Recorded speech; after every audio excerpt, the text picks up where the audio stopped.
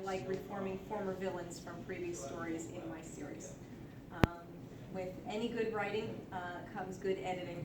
I, for one, really enjoy getting my ideas down early on in the process. Editing, not as fun, but we need to do a good job editing our stories if we're to catch the attention of an editor or agent or readers if we're self-publishing. So this workshop is about editing and pacing, which I feel go hand in hand with one another. We're going to start out by talking about pacing.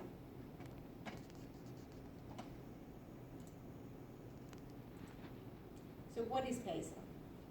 Pacing, simply said, is the speed with which your narrative unfolds. Rhythm or balance of scenes or story events, and it helps set the mood or tone of your story. So essentially, we're looking to have our pacing be a balance of fast scenes and slow scenes. And when there's a problem with pacing, it's usually because our book is too fast, too slow, or it's disjointed. And there's a lot of elements that can make our story unfold too slowly, causing the reader to lose interest, too quickly, diminishing the impact of major scenes or turning points, or if there isn't enough variation between the two types of scenes, the book may feel disjointed or disconnected. Slow pacing problems arise when a scene becomes too wordy. There's a lot of ways that we can make our book too wordy. We may be using words that are too complicated. They may not suit the tone of the character that we're going for, or we may be creating sentences that are simply too long, full of unnecessary conversation. So we want our conversation to pertain to the story, and we don't want to get off course, and we don't want a lot of fluff. Hi, how are you? A lot of times we can cut out some of the unnecessary conversation to make the pace move a little quickly when the scene is starting to drag. Overly introspective, when we stay in the character's head for too long without a break to add narrative, add dialogue and action, which is what makes the scene go faster. And sometimes when we're in the character's head too long, we can go off on tangents and things that may be pertinent to that character, but are not necessarily what we need to be talking about in that scene. Repetitive. When we're creating a story, we want our characters to grow, but we can also repeat the ideas that they're learning too much. It can get a little boring and too full of backstory. As a writer, it's important to understand the backstory of our characters, but sometimes when we put too much of it in the scene, it can slow the scene down.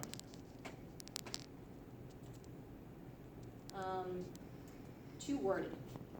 So, description. When we describe things too much, what the scene looks like, what the chair looks like, what the atmosphere looks like. Empty dialogue. So again, dialogue that isn't really saying anything, that isn't furthering the story, just everyday type conversation. In everyday conversation, we talk to each other a little more than our characters do. Our characters need to be short and sweet and to the point, so we don't lose the reader's interest. And stage direction. We can start to describe too many actions of the characters when they're getting from point A to B. We need to not describe every little thing that the character is doing, but talk about the most interesting and pertinent things so that our readers don't lose interest in our scenes. Too boring. Goal check. Everything that our characters are doing should pertain to their goal. Their motivation is what gets us through the story. And so if our characters are doing something that does not pertain to their goal, we may want to look at that and possibly cut it out of the story. Stakes. If our character's goal is not personal to them, then the stakes won't be high, and the scene can become too boring. And character check. Are we being true to our characters? And are we going off on tangents, or are we sticking with their goal and motivation as we move through the story?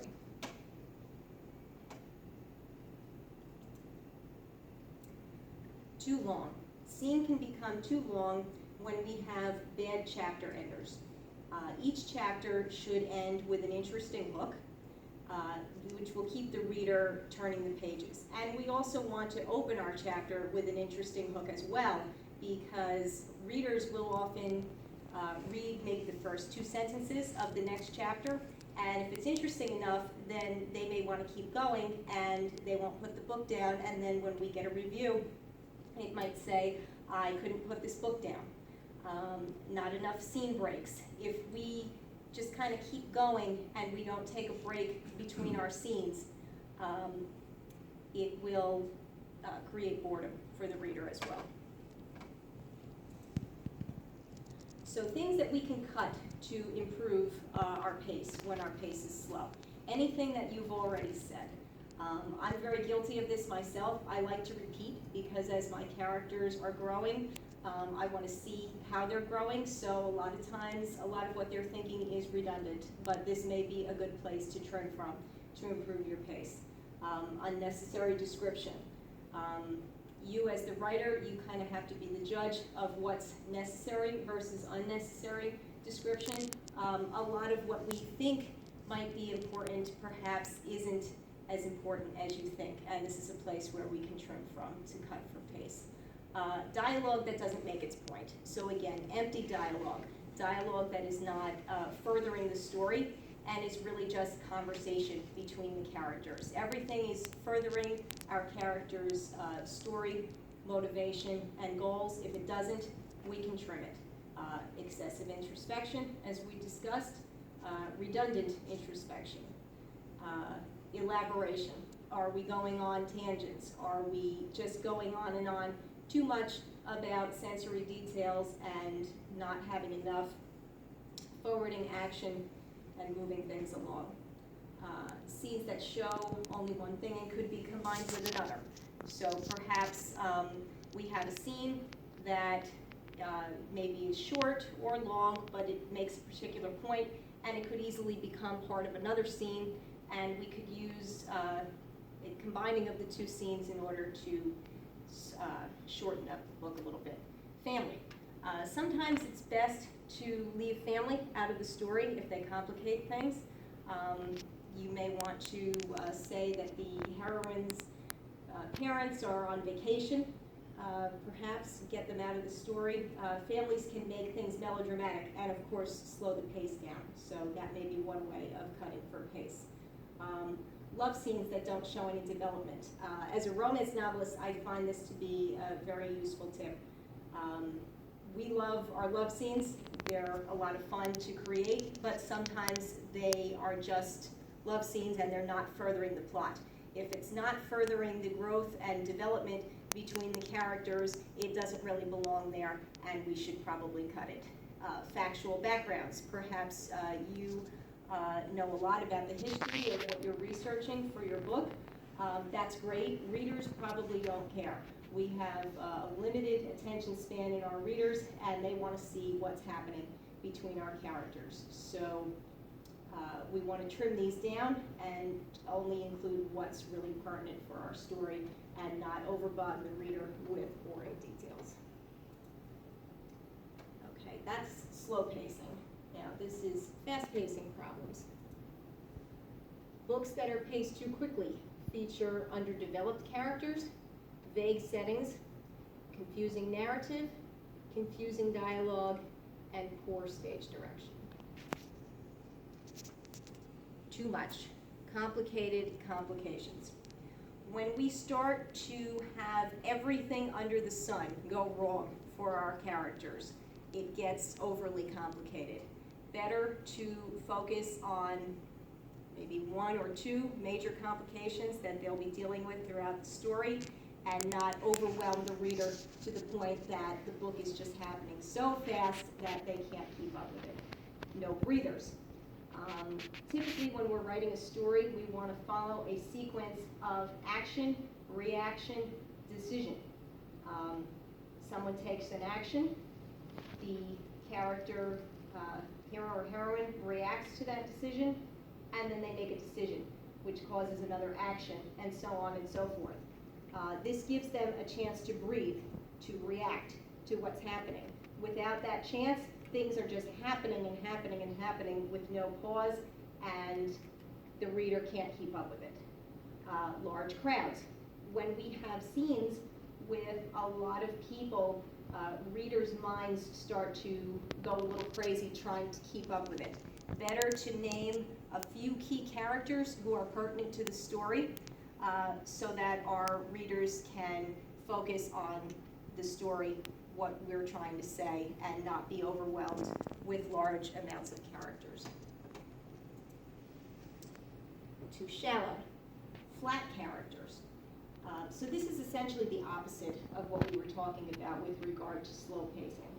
Flat characters, we're not getting the opportunity to get inside of their heads.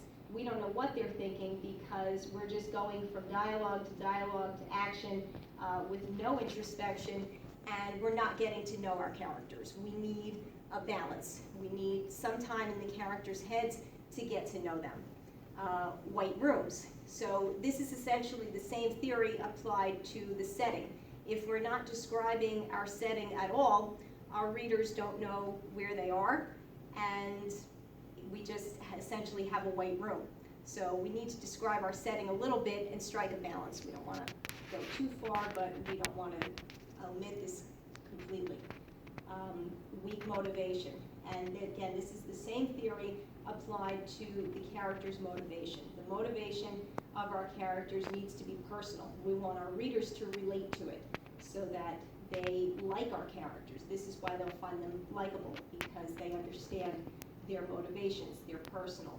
And we want to describe those motivations in narrative and introspection so that we get inside the characters' heads and our readers can get in their heads and appreciate our characters. Too short. Choppy sentences. So this kind of speaks for itself. We need a variety of long sentences and short sentences. If all of our sentences are short, it's just going to sound choppy. If all of our sentences are long, it's going to slow it down. So we want to have a balance. Scenes for chapters. We want to have chapter breaks in the appropriate places, and sometimes our scenes can be turned into chapters and vice versa. One thing that I like to do is kind of count the number of pages that I have, and I tend to have about 10 pages per chapter. So if I have two scenes that are maybe around 5 pages each, then I might make those into a chapter. I also look for the most interesting place to end it, and sometimes I'll make my decision that way to either just simply end the scene or end the chapter. But either way, I try not to make my chapters too long throughout the book. I want to balance them. Talking heads. We need some description of our characters so that we can see them. Otherwise, we essentially have dialogue going back and forth, and we're not picturing anybody saying it. So we need some description of our characters physically, and so that we can see who they are and who's speaking. And this will slow our pacing down a little bit if it's too fast. And that brings us to the third pacing issue, which is inconsistent pacing. This is disjointed pacing, where we have a confusing mix of slow and fast. So here are questions that you can ask yourself. Are my major turning points coming too close together? Something that I've seen is that we may want to break up our turning points 25%, 50%, 75%. through the book that will essentially help you see that you're on target. Are the scenes in the right order? Again, you, the writer, kind of have to take a look at the scenes and determine if they're in the right order. Do I have too many introspective scenes clumped together? Meaning that's going to slow your pace down if you do. So you want to mix up your introspective scenes with your fast-paced action scenes so that we have a balance of fast and slow. Are my scenes laid out in an action-reaction pattern?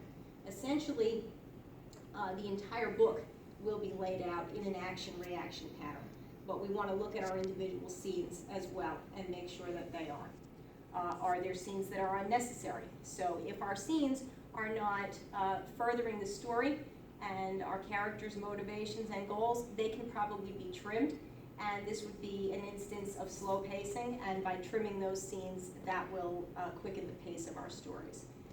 Is there enough variety of slower and faster paced scenes? Essentially, that's what we're trying to get by doing all of these things.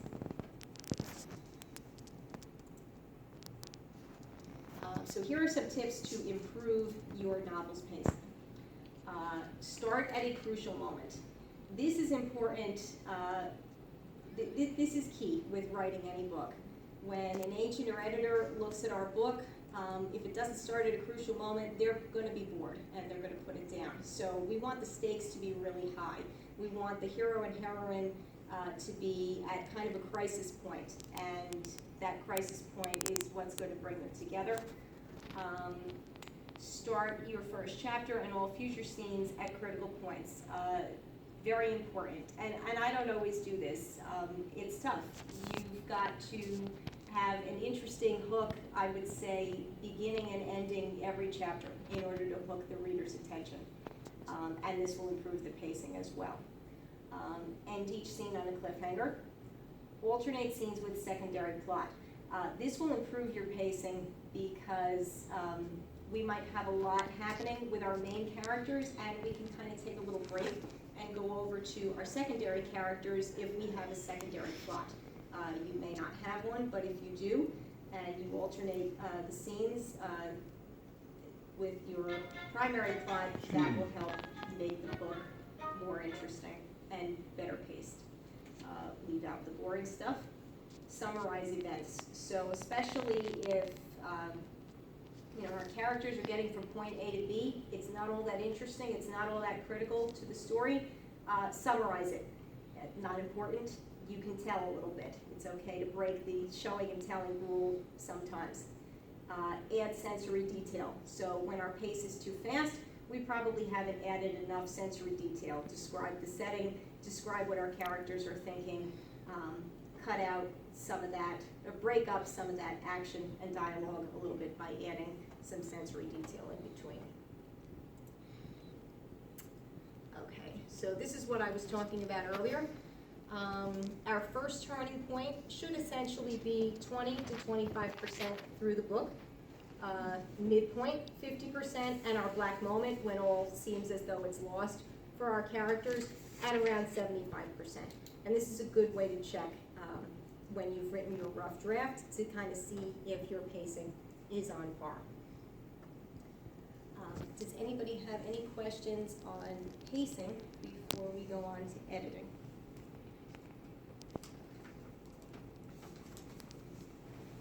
So pacing and editing go hand in hand, and I don't find editing to be the most fun thing, as I said earlier, but we have to do it. Potential problems that we may see that need to be edited. Story problems, scene problems, and word problems. What are story problems? Essentially, a trick that a friend of mine created is create a one-paragraph story summary or one-sentence story summary of your plot, and anything that does not follow this path should be redirected or removed. Pretty simple. Easier said than done, but this will help us to eliminate our story problems. Scene problems. Our scenes are what make up our story.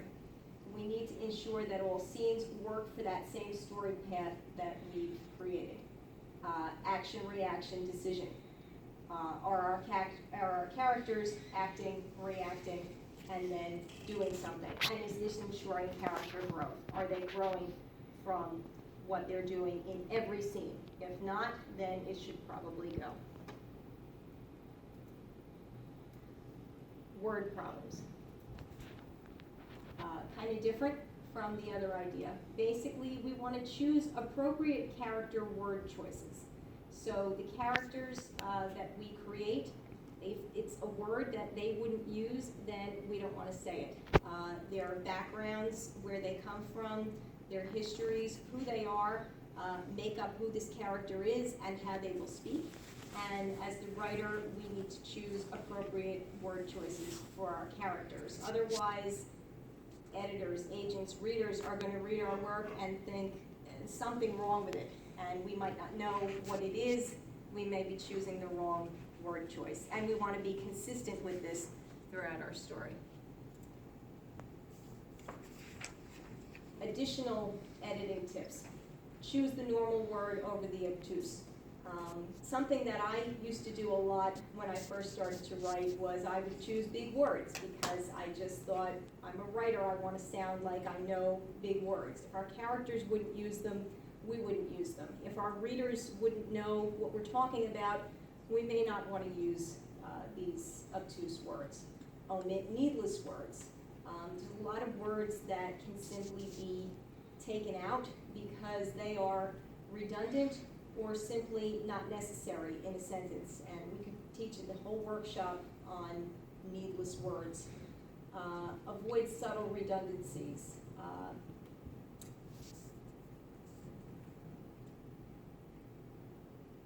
Avoid the words up and down. Delete the word that. This is something that I've had an editor point out to me, and I was very resistant to do at first, but 99 times out of 100, we may not need the word that. And you can get a lot of words out of your manuscript if you're trying to get the word count down by removing it. Give the reader credit. They sat down in chairs. Well, we can probably assume that they sat down in chairs, so remove in chairs from your sentence. Avoid telling us what's not happening. She did not walk over there. Just don't say it. If we don't say that she walked over there, then we can assume that she didn't walk over there. Use adjectives sparingly, especially adjectives ending in ly. They weaken our verbs. That's an adverb, I have no problem. Yes. Not an adjective. Yes, I'm sorry. I apologize. No. Avoid hedging verbs, like a little bit. Avoid using too much stage direction. Maintain a single point of view for every scene. Writers in the past used to change points of view a lot more than they do today. It's not really the thing anymore, and it's a lot easier to write a scene in a single point of view. It's what readers are looking for at this point in time. Avoid cliches and show versus tell. Show versus tell, for me, was the single piece of editing advice that helped me to get published. We want to use as many action verbs in our story as we can. Make things happen. Don't tell the reader how our character is reacting, show them. To say he's angry is telling. To say he punched the table is showing. So we want to show with verbs. Some other suggestions: take notes while writing. If you get distracted and you're thinking, I want to go and research a particular point, you may want to take notes, and so as not to lose your train of thought. Make an outline. If you're a plotter by nature, you may already be doing this. If you're a pantser, I encourage you to keep with whatever process works for you. Pantser being a writer who essentially flies by the seat of their pants versus a writer who plots ahead of time. It may also be useful to you to make an outline after you've created your first draft, making notes about what you want to change. This is something that works really well for me in my process, so it's just a suggestion. Get feedback from family, friends, and critique partners. It can be great to have another pair of eyes read your work before it gets out into the public eye, before it gets into the hand of a professional editor or agent. Don't be afraid to make changes. It's really hard when we've put a lot of ourselves into our stories to change them, but they can be greatly improved when we use the skills we've learned in these workshops and do the painful work and make the changes. So don't be afraid to do that. Read, read, read. Read in the genre that you like, get well versed, get to know other authors, learn from their experiences, see what they've done well, see what they've done wrong, see what you might do differently, and trust your process. I find that to be key above all else. No one else can tell you what your process is, and you'll learn when you've been writing for a long time what works for you and what doesn't. Don't think because another author does it a certain way, I need to do it that way. Do what works for you, and you will turn out your best work. And these authors I referenced in this workshop, I found all to be very inspiring, and if you'd like more information about who they are and what they do, jot these names down. They have some great advice for editing and pacing. I know Susan Mayer, she's a great lady, and I don't really know any of the others, but they wrote some great pieces on editing and pacing, and I encourage you to check them out.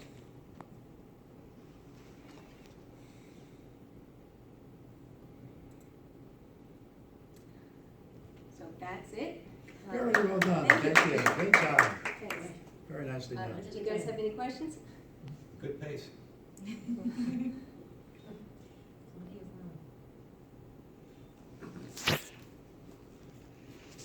So you got the white room problem, and I thought that was kind of interesting. I mean, I imagine you would want to cover that. So adding detail to like setting is a general idea. Yes. And if you think you're moving a little quickly, you would want to add detail to your setting, or that could be something that you do try to do. And if you are moving too quickly, you probably haven't added enough detail to your setting. So it's probably something, or it may be something that you want to look at. These are suggestions of possible problems if you're moving too quickly. Yeah, so I guess you go back, read through what you have, and if you just say, oh, this could be taking place in a series of white rooms, you would add detailing in there. But I guess you would want to, kind of do that in important, in scenes that were important to the story more than scenes that are just incidental, right? And the same thing with talking heads, which would be characters or speakers that aren't. If the scenes are incidental, we may want to take them out anyway. We want all of our scenes to be furthering the plot of the story. You kind of have to just trust your gut. If we can't picture the scene at all, we probably haven't described it enough. So in all cases, if the scene is pertinent, if we've decided it's important to our story, it's furthering the growth of the characters and it needs to be there, then the scene should be described at least to a degree so that our readers can picture what we're picturing. Have you read Intruder in the Dust or The Last of the Mohicans? No. You'll hate them. No, they just go on and on and on. Yeah. It's an old style of writing, but it might be fun for you to try either one of those. But Sure. and it's the kind of thing where you just want to throw the book away because after three Intruder in the Dust, after 3 pages, we know he's got red dust on his feet. I mean, it just goes on and on and on. Exactly. But, or Henry James, but those old Yeah. writers have an interesting or Henry James, but yeah. And back then, writers did that all the time. And Exactly. now we're told that doesn't fly anymore. You can't do that. Kind of wonder what they would make of this guy in the corner here. Probably spend a lot of time on him. So the guy over here? Yeah. The speaker did not turn out well.